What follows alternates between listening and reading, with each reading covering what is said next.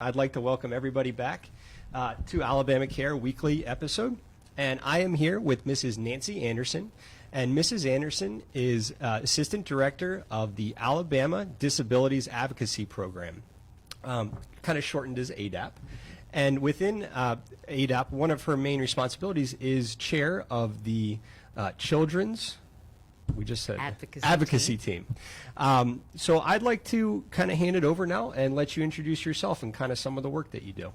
Okay. So I am,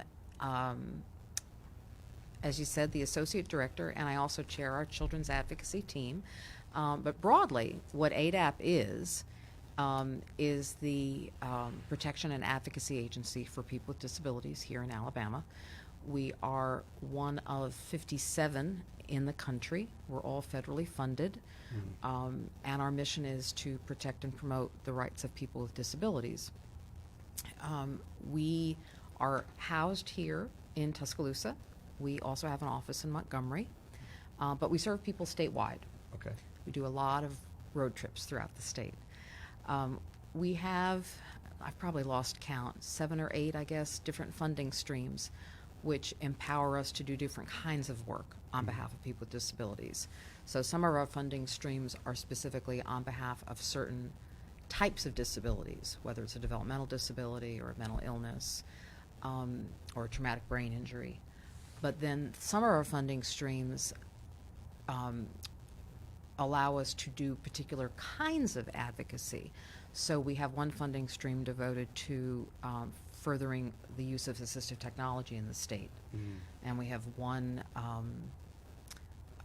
actually we have 2 from the Social Security Administration, which one deals with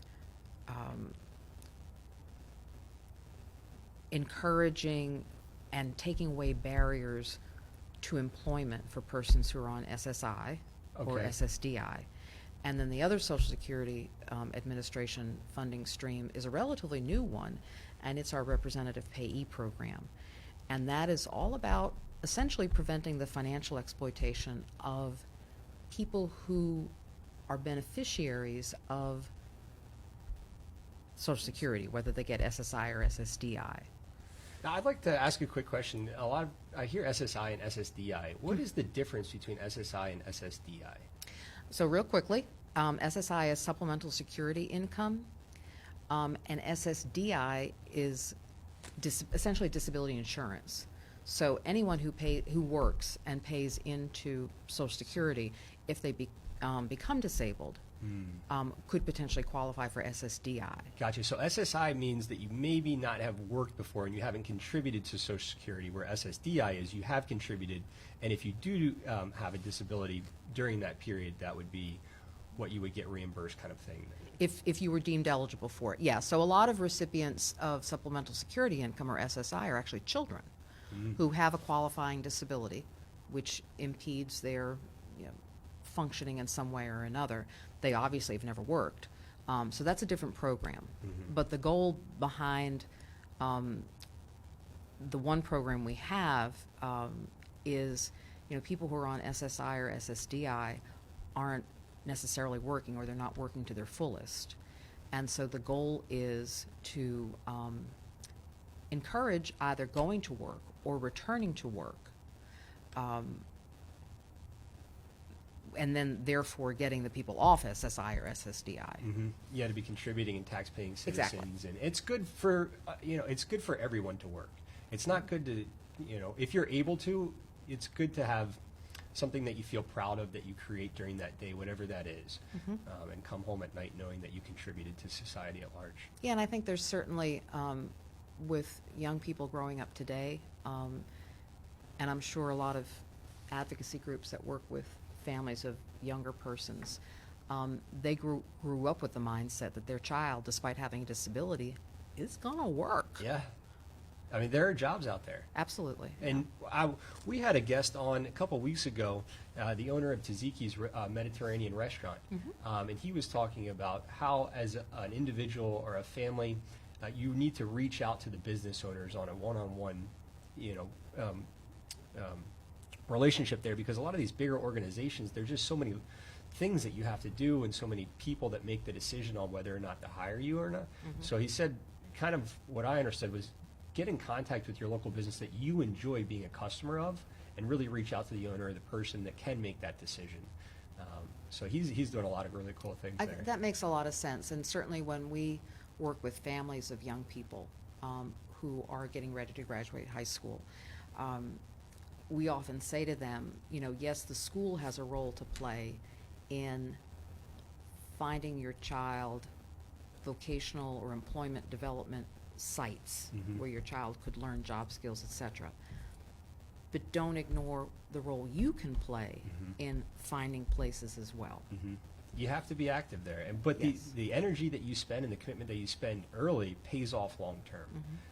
So that's really. I have a question about the representative payee. You said that's a program there. I recently became representative payee for a family member of mine, and that was a couple months ago. She has yet to receive her Social Security. It's like on backlog. This is going on the 3rd month now, so I have to go down to the Social Security office tomorrow. That's interesting. And kind of knock on the door and say, hey, what's going on? Because she's able to be okay without it for right now, but I know a lot of people wouldn't. And the 3rd month, if they didn't get their Social Security, that would be a huge thing for them. And long term, my family member wouldn't be able to live without her Social Security. So, Right. What is the representative payee program that you were speaking about? So, as I said, it's our newest funding stream, and it's not just for us. The whole P&A network is part of this program. So as a representative payee, you yourself know that you have certain obligations by way of using your relative's money in certain ways to further her well-being, and you know that you have certain accounting responsibilities for how the money is accounted for and how you do the books, etc. Unfortunately, although it is the case that probably the vast majority of representative payees who are caring for the funds of a person with a disability, they're probably doing it perfectly fine, and they are doing it to further the interests of the person, and they're doing the accounting properly. There are some, unfortunately, who are not. And so the representative payee program is a way for the P&A system to identify those representative payees who are not doing it correctly, who aren't using the money to further the needs of their relative or the beneficiary, whether it's a relative or not, or whether they're not doing the accounting properly. So to help them, to kind of train them that, hey, these are the best practices with people that are doing the job of being a representative payee. This is how you should go about doing it. If you don't, Well, and I have to be very clear in saying that it's a relatively new program, so I am going to be very modest in what I say about it. So we went over a little bit about what ADAP is and is federally funded through a couple different programs there. And one of the big things that I think is really cool about ADAP and being in each state is that it doesn't represent the state, it represents the people. And I think being federally funded allows that to happen, kind of make sure the state is doing what they need to be doing and what they need to do to serve people with disabilities. And I think that's something that is really cool. Do you know when ADAP first came about, or how that? So the whole network, the whole Protection and Advocacy, or P&A system, came about in the mid-'70s. And the very first funding stream was to advocate specifically on behalf of persons with developmental disabilities. And then after that, persons with mental illness were added on through another funding stream. And then after that, there was a third funding stream that essentially says, sweep in everybody else, any other kind of disability. But it came about, unfortunately, because, or the whole P&A system came about, unfortunately, because of the very gross abuse and neglect that people with disabilities were experiencing when they were in state care. Like institutions, you mean? When they were in institutions, yeah. So essentially, the Congress said, we're going to create this watchdog group to make sure that you, the states, are doing what you should be doing on behalf of these people when they are in your care. So early on in the history of the protection and advocacy system, it was very institution or facility driven, because unfortunately back in the mid-'70s, that's where people with disabilities were. It just wasn't far enough along where you see this community living. Right. And so now time has gone by, and more people, obviously with disabilities, are out in the community. And in fact, in Alabama, we don't even have any more facilities for people with developmental disabilities. But at the end of the day, even though we do a tremendous amount of advocacy out in the community and protecting the civil rights of people with disabilities and protecting them from abuse and neglect, we still have that facility and abuse and neglect focus that is undergirding our work. Because there are, in fact, people with disabilities or mental illness, for instance, still living in facilities. There are, you mentioned a little bit ago your story about somebody living in a group home.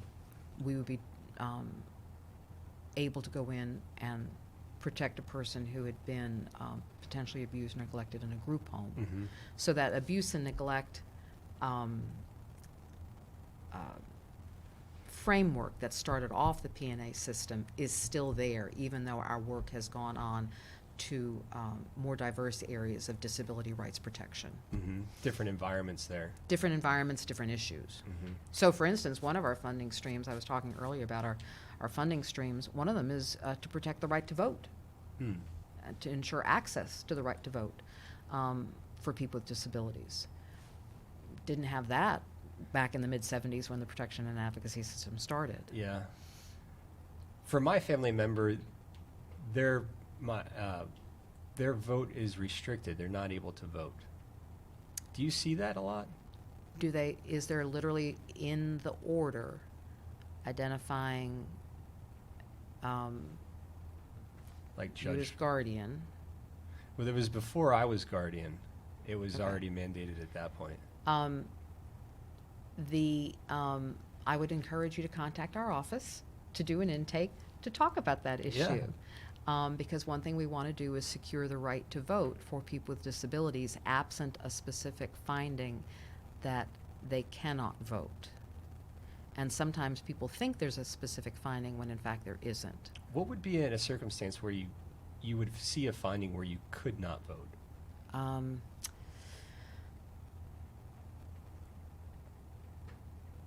You don't see many of them. Or You mean what it is that would drive a person or would have a judge levy that kind of order? where it would say, yeah, I think it is appropriate for the guardian, if they want to say that the person that they're a guardian for doesn't have the right to vote, to restrict the right. Well, it's not up to the guardian, it's up to the judge. The judge. The judge to do that. So I would encourage anybody who is concerned, as maybe you are, about your relative's right to vote to contact us and talk with the voting expert, because I'm not a voting expert. Okay.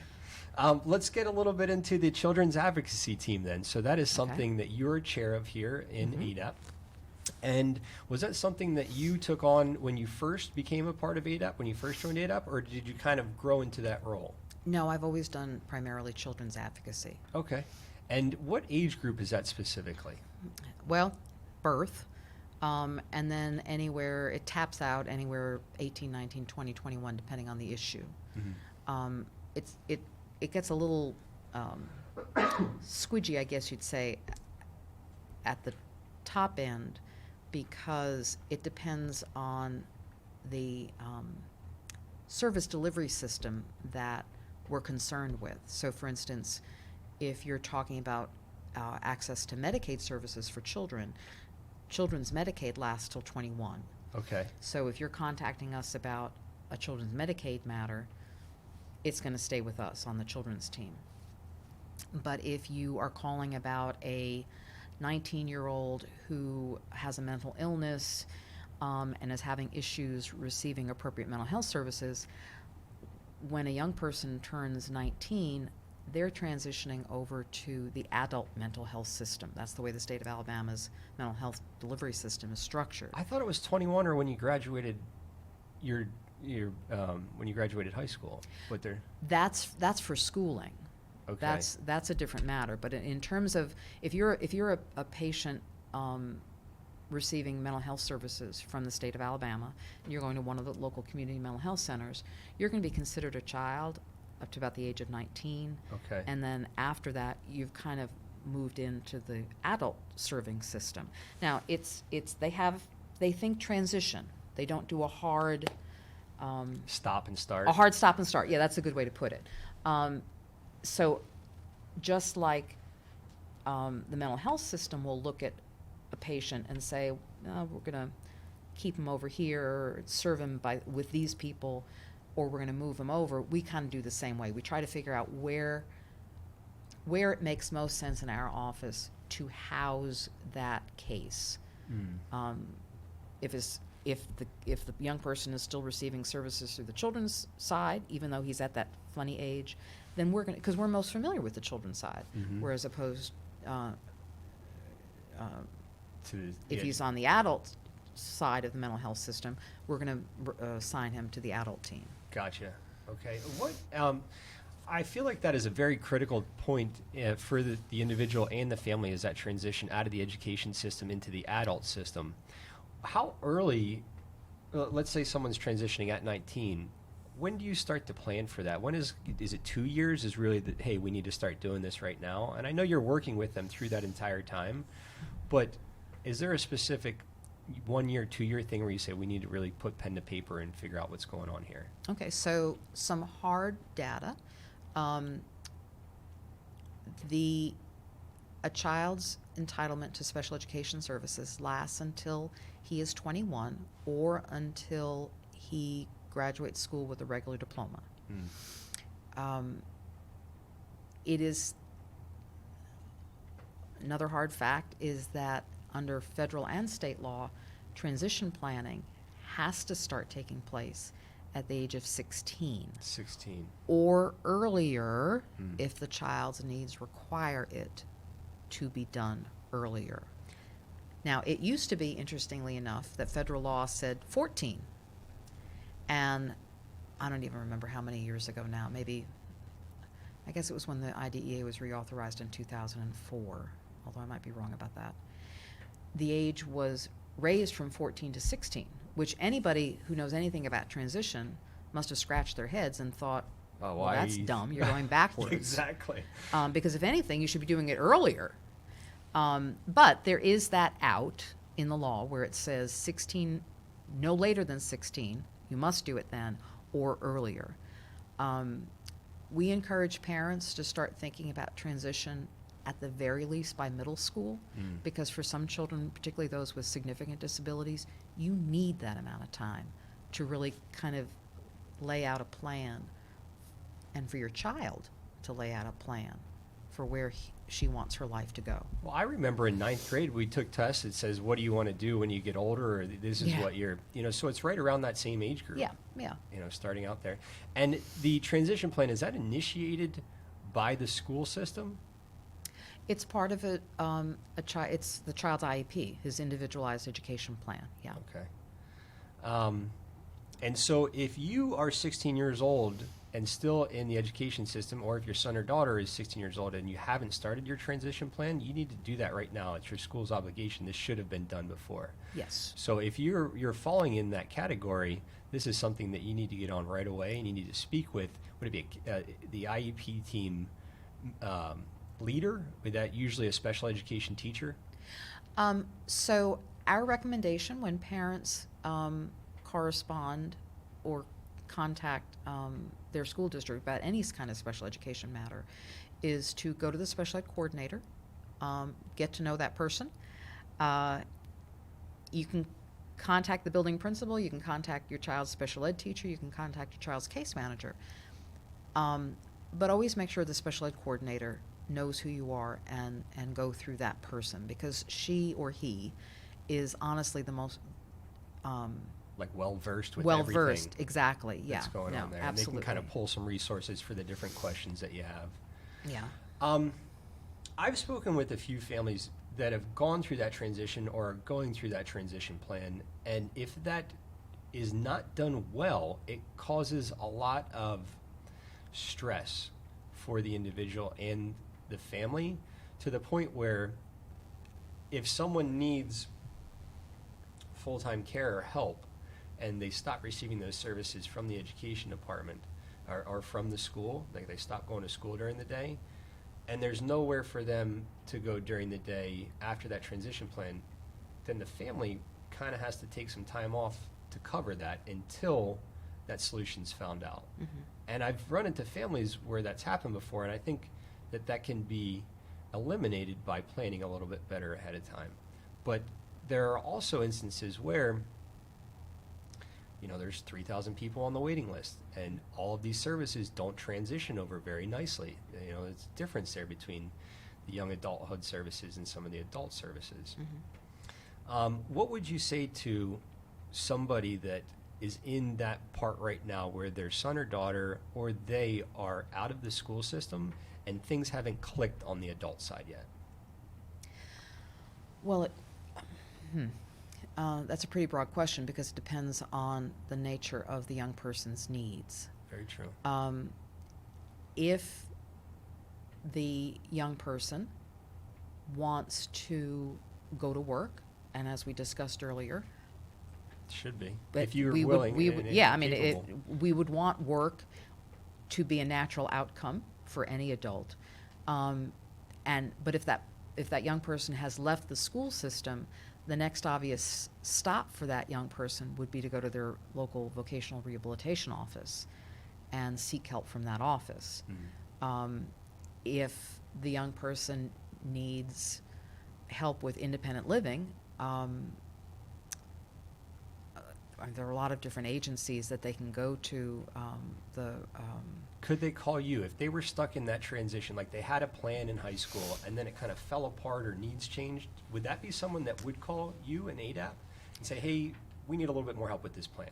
So what a lot of parents think that we provide direct services or that we case manage, and we don't do that. We fix legal problems. So if a parent called me and said, my child graduated from high school last year, he's sitting at home on the sofa, what do I do?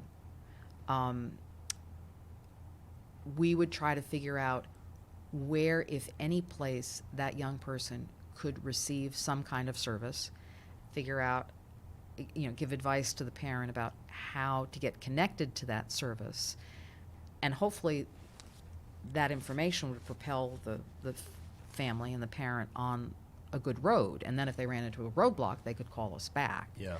And I think that reflects one important thing about ADAP services. We have a staff of 10 advocates, 10 or 11 attorneys, and then 5 support staff. It would be very hard for you guys to do casework. It would be very hard for us to turn every phone call that comes into our office into a legal case where we're representing a person. And so when someone calls us for help, the very first thing that we want to do with them is empower them to be good self-advocates, to give them the knowledge that they need to the legal substantive knowledge. What is the situation that you're facing? This is what you can potentially seek. This is what the law provides. So give them the substantive knowledge they need, and then give them advocacy strategies so they can go out and self-advocate. Because we can't meet the needs of every single person that calls us by representing them in some kind of matter. Yeah. And that self-advocacy, we had Susan Ellis and Allison Haynes of People First on a couple of weeks ago. And so I imagine that would be an organization that you would encourage them to be in touch with for self-empowerment and self-advocacy. In fact, we very often, when we're talking to, again, on the children's side of the house, when we're talking about families empowering their youth, one of the things we do is suggest, get your youth involved in some self-advocacy groups like, for instance, People First. We also make a lot of referrals, for instance, to Full Life Ahead, trying to help families get hooked into that organization because of the way it's so empowering for them and for their young people.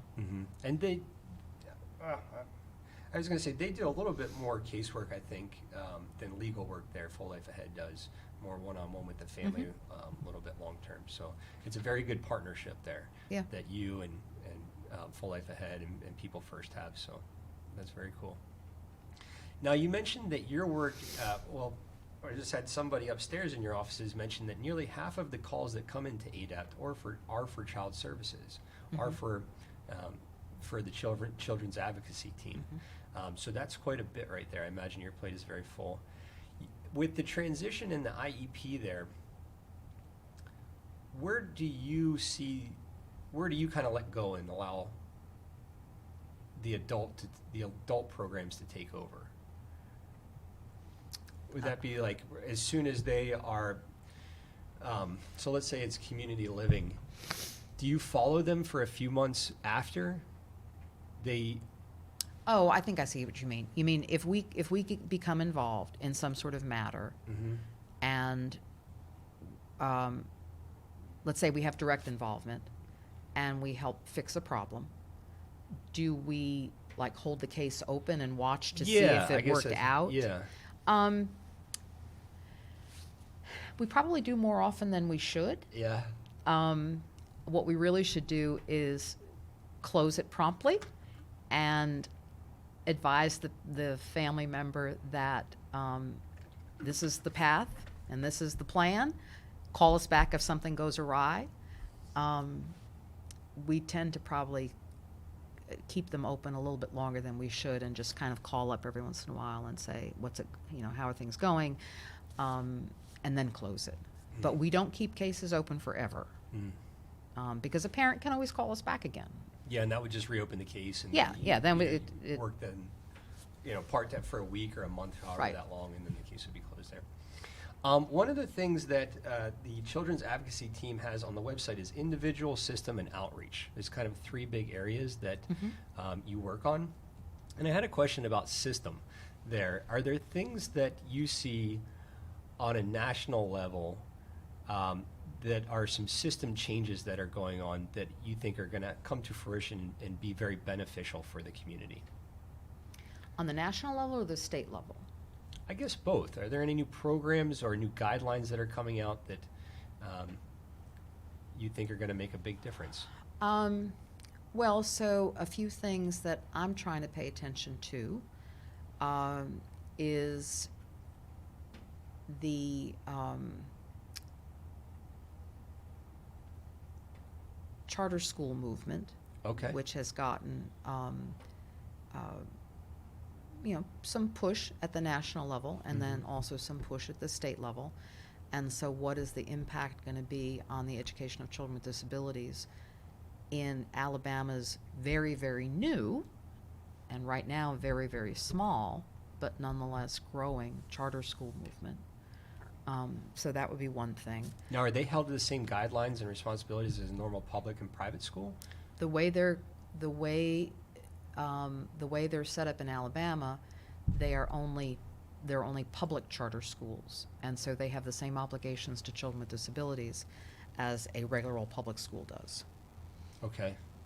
I lived in Arizona for a number of years, and there was quite a bit of charter schools in Arizona, and I think at one point they had the highest number of charter schools in their state. Yeah. Oh, wow. But I imagine that is an obstacle, making sure that as new educational opportunities arise, that they're also held by the same standards for the rights that need to be given there.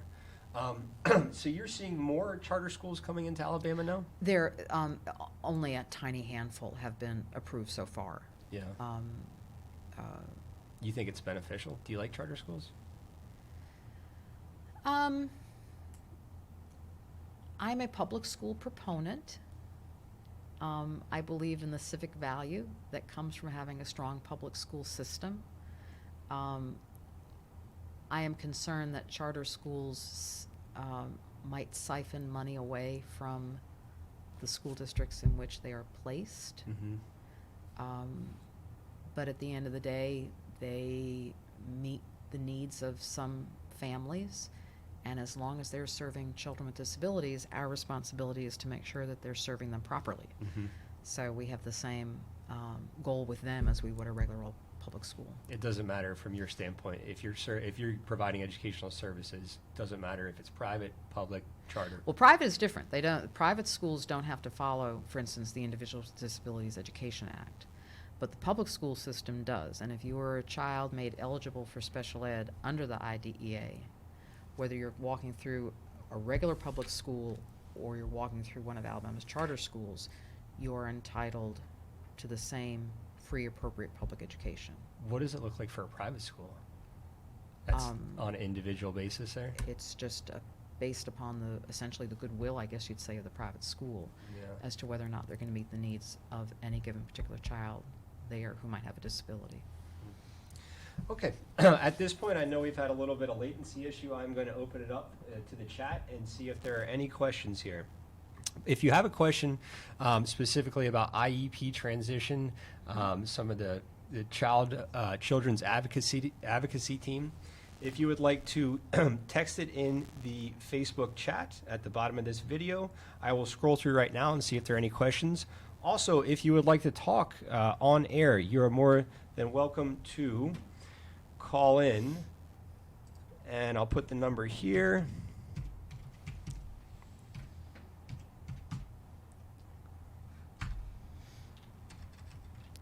And you just remember, you will be live on air. And we'll give it a few minutes there and see if anyone would like to do that. You see any comments there, Jessica? I was going to make a comment myself. Our audience of one. That would be perfect. Okay, so do you advocate for people with disabilities that aren't receiving medical services or medications or procedures for medical stuff? Do you get that? Are they being denied a service because of their disability? Okay. Like, is there something? No, I would just think that, like, they're entitled to, like, seeing a specialized, like a physician, a specialized physician, and it's not being covered. Because they would. But that's not. So here's the thing. If they're being denied a service related to them having a disability, in other words, there's a discrimination against them because they have a disability, that's when we would step in. If they just can't get an appointment with the doctor because the doctor's chock full of patients and you happen to have a disability, there's no discrimination there. You're just one of many people who can't get in. What if, like, Medicare, which is federally funded, isn't reimbursing for medical services that they need? Okay, so if Medicare or Medicaid is denying a person with a disability a particular service, let's say it's incontinence supplies or some sort of DME supply, or maybe private duty nursing, that is, if a caller contacted us and said, this is happening to me, we would do sort of an initial assessment as to whether or not that person did in fact have a right to that service and had been improperly denied it. And then, as I said earlier, if we can, we're going to empower that person with ideas and strategies about how to go about fixing it themselves. But at the end of the day, we might take that on as a case. We do that a fair amount of time on the children's side with Medicaid, just because the Medicaid mandate for children, or the Medicaid program for children, is such a robust insurance program, where basically a child, if there's a service that is deemed medically necessary, with, some exceptions around the edges, then the child is supposed to get that service. I have a question. What if the state's not able to provide the resources for that service? Like, let's say that somebody needs to be in a group home or needs services for that, and the state just says, we don't have any more money. We don't. There's nothing we can do to provide that service, as there are people on the waiting list that aren't being serviced that should be serviced. So how does that work? Like, if you say, yes, the state, you need to provide these services, the state, can they just say, well, we can't? And then what's their next step? Well, so the waiver services are unique in that, I'll give you kind of a 10-second sketch. Yeah. So the way the Medicaid system is set up, essentially, if Medicaid when a state accepts Medicaid, it promises to provide a basic menu of services to everybody who's entitled to them. Medicaid waivers, literally, the way they're structured, they exempt or they waive a state from following many of the normal requirements of the Medicaid Act to allow a state to serve a particular subset of people. So there are, 6 or 7 waivers now? 2, 6, I guess The 6 or ID, 7. the LAH, The E&D waiver, the ID waiver, the living at home waiver, the ACT waiver. So each one of those waivers is set up to serve a particular population and to serve them with a specific set of services. And in doing so, the state can say to in the grand bargain between the state and the federal government, the state can say, we're going to limit the number of people who can receive, let's say, E&D waiver services to X number of people. I don't know what the number is. So yeah, there can be people who arguably could be eligible for the E&D waiver, but because the state can limit it to a certain number of people, there are the waiting lists. So if the state does waivers, they can limit to a certain number of people that they provide those waivers to. But if they didn't have waivers, they couldn't limit? But they wouldn't provide the services either. That doesn't make... So the federal government says, okay, we're going to give you this money, and the state says, okay, we're going to provide services, and then the state says, but we're going to decide to provide services through waivers, and those waivers allow us not to serve some population. I think if you look at the basic menu of services that the Medicaid Act requires every state to provide, and Alabama has the most bare bones Medicaid program in the country, the services that the waiver provides are all about keeping people with disabilities in their homes and in the community. They're not, they're respite services, they're behavioral therapies, they're assistive technology services. So in crafting these waivers in order to keep people in the community, the state, can limit the number of people that receive the service. I almost feel like they kind of fall through the cracks if they're not clearly defined by the service. What do you mean by that? Like if, I believe there's not a waiver for autism right now in Alabama. There is not. So that would be something where, There's a big old crack there. yeah. Yes. And so if There you're not is. if you don't clearly fit into these waivers, then you have to do quite a bit of work. Yeah. But I think that's the purpose behind a lot of the rethinking and the restructuring that the state is going through right now, to rethink how its waiver programs are set up and who they're set up to serve and what exactly are they doing. Mhm. Are they serving as broad a population in as sensible and fulsome a way as possible? Mhm. And that's tough when you break everything down into services. It's tough, Yeah. So I feel for both the state and for the people, to come together there. I'm interested to see what happens in the next few years with the final rule being implemented by 2020. The home and community-based settings rule? Mhm. Yeah. I think there's a lot of really cool things. I'm excited for the leadership that I see in the state, and I think that it's going to be a very good thing for the community in the next few years. I'm looking forward to that. Yeah. Hopefully nothing happens to the services that my family Your loved members- one is getting, yeah. Exactly, or I'll be Yeah. fighting. Yeah. So okay. I didn't see, the connection kind of messed us up there. I didn't see any comments at this point and no call-ins. So I'd like to kind of wrap up here at this point and ask if somebody is watching that is in high school or just out of the education system and starting their community living, or their family member, what would you like to say to them? Let me take your question and change it up a little bit. Mm-hmm. Instead, let me talk to the person whose child is just getting into high school. That's perfect. Some of the hardest phone calls we get are from families where the children are getting ready to graduate, and the families feel like they're graduating to nothing, that they're about to fall off a big old cliff. And so a tremendous amount of our advocacy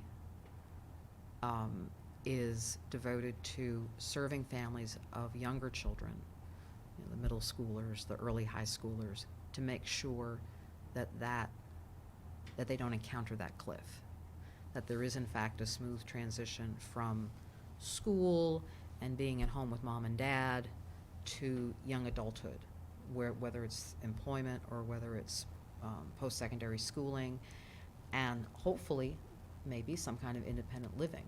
Maybe not right away. Awful lot of 19-year-olds with or without disabilities still living at home with mom and dad. But eventually,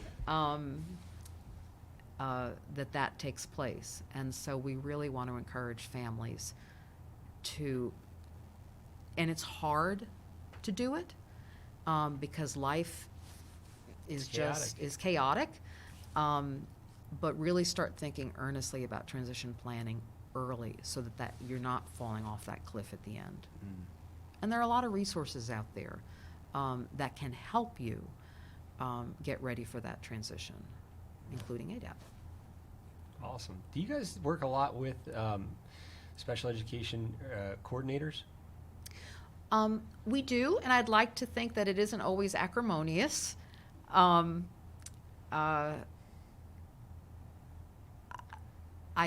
I think, yes, we do. We've gone in and done trainings for school staff. That's what I would imagine is, sometimes they have questions and maybe they're reluctant to open up. I didn't know if you did trainings for that group of people. We do. Basically our motto when it comes to training is if you give us an audience, we're there. We'll be there. Whether it's an audience of parents or service providers, social workers, VR counselors, or school staff. And that's part of the outreach that you guys That's do. part of the outreach. Yeah, that's one of the key mechanisms by which we do our work, is doing outreach. And again, it gets back to that self-advocacy thing. Unless you know the law, unless you know the resources, you can't be a good self-advocate. So going out and doing that training is a big way that we get that work done. Yeah. And like the Full Life Ahead camp, I think that's a great weekend for families that, because some of the people that go there, their kids are just starting high school or middle school, and I think that's a great thing to get involved there and learn. So. And very empowering to families and to the youth, like I said. Yeah. And a lot of fun too. I enjoyed every time. Yeah. I haven't been in about a year. I got to go back. I keep getting people, you come into this camp and it's like, it's been crazy. Not right now. Hopefully next camp. So hopefully get back out there in February or in the summertime for a camp. But okay, at this point, I'm going to wrap it up. I'd like to thank everybody for watching. This video will be edited and available on YouTube for sharing. And at this point, I'd like to thank Mrs. Anderson for being here with us today. So thank you very much. I appreciate you coming out to Tuscaloosa. Yeah, well, always good to come down here. I guess roll tide, I got to say, on campus. Thank you. Yes. So, well, you see the stadium is 2 buildings that way. It is indeed. We overlook it. Yep. Yeah, I imagine it's crazy on game day. Yes. In fact, we are encouraged to get out of the parking lot as soon as we can so that the out-of-towners can come in. See, I would kind of want to get up on the roof with binoculars to see if you can see a little bit of the field. From this building? Yeah. Couldn't do it. Couldn't do it. It's too low. Yeah. The angle's not right. That's funny.